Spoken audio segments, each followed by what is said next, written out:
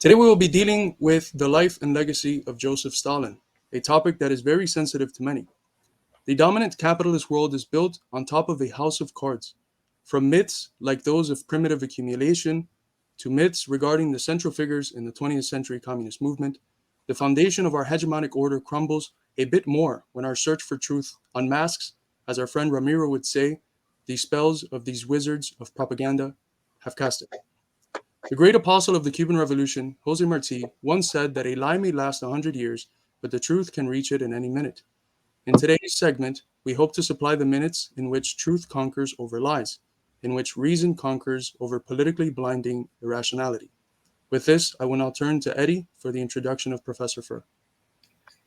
Thank you. Professor Grover Furr has been interested in the history of the Soviet Union during the Stalin period since the 1960s.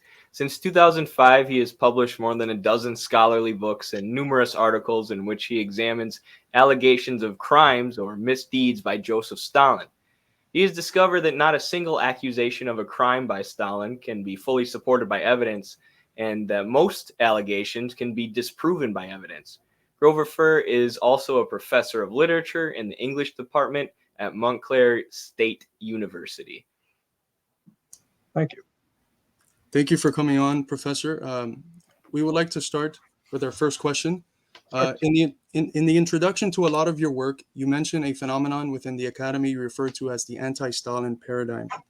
To sort of kick it off here, could you explain what this Anti-Stalin Paradigm is, and not only how it affects academics working in and out of topics related to Soviet history, working class history, and historiography, but also how it affects what regular non-academic people are exposed to? Sure. Can you hear me? Is this good? Yes.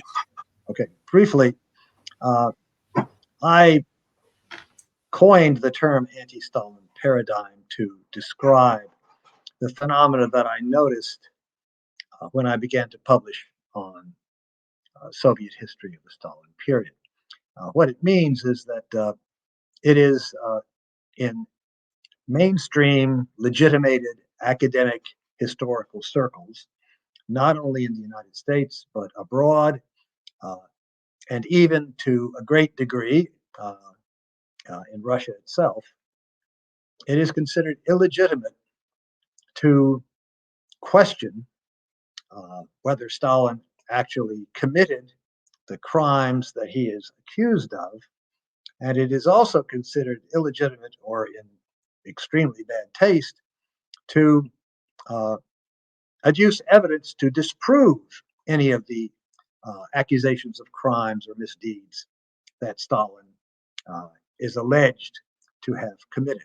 And that means that the only thing that you read in legitimated mainstream historical research and secondary sources are either a repetition of unsubstantiated charges of crimes, mass murders, repression, and so forth by Stalin, or the whole issue is avoided altogether. But you do not get any attempt to prove with primary source evidence any of the alleged crimes that are alleged against Stalin.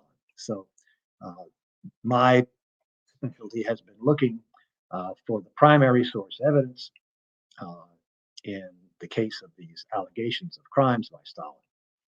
And what I've discovered is that so far, and I've investigated a great many such allegations, so far there is no primary source evidence to support them. That is to say, the demonization of Stalin is a fraud. Interesting.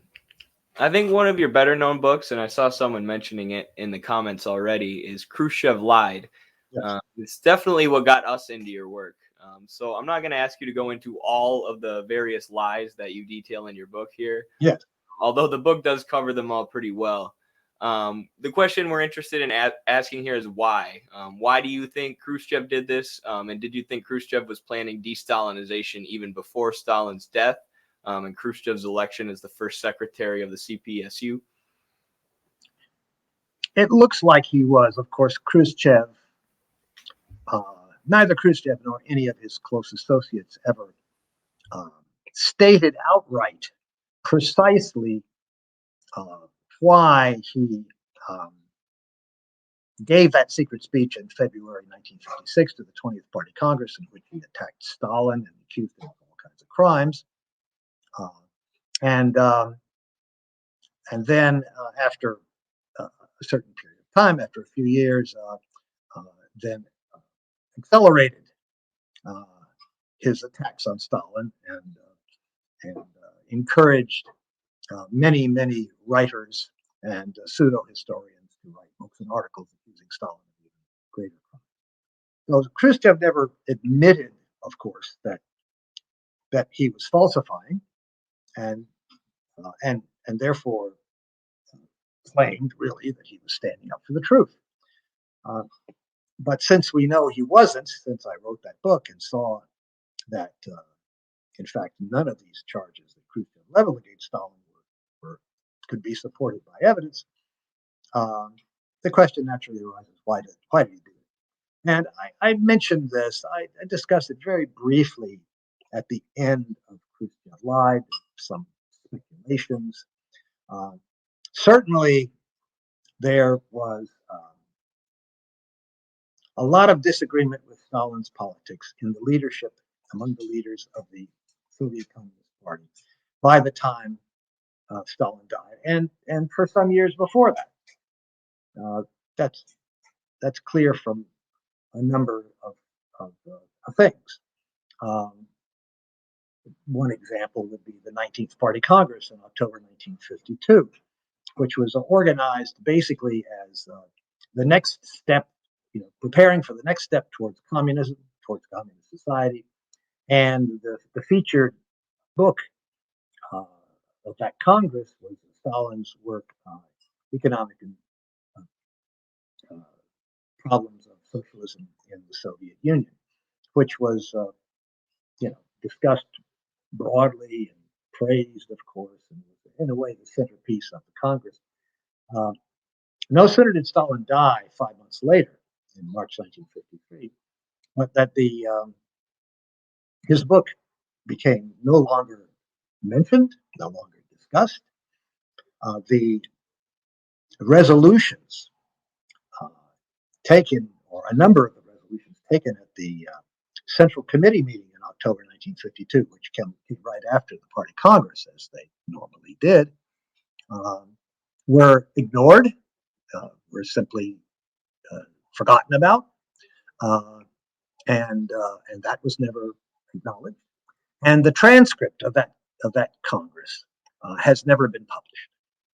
So clearly, this attack on Stalin was preceded by or accompanied by significant disagreement with the way that socialism in the Soviet Union was being developed under Stalin's leadership. And I mentioned a few possibilities. The answer is we don't have a solid answer. I did write a two-part article in 2005 called Stalin and the Struggle for Democratic Reform, where I discussed the evidence that Stalin wanted to get the Communist Party out of directly governing the country and return it back to perhaps its original function of ideological struggle and winning people to the ideals of communism. I discussed that there, and there's some evidence for that.